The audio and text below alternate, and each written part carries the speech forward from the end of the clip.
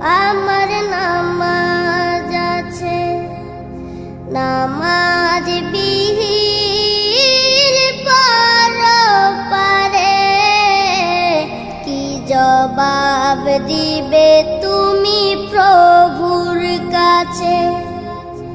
প্রভু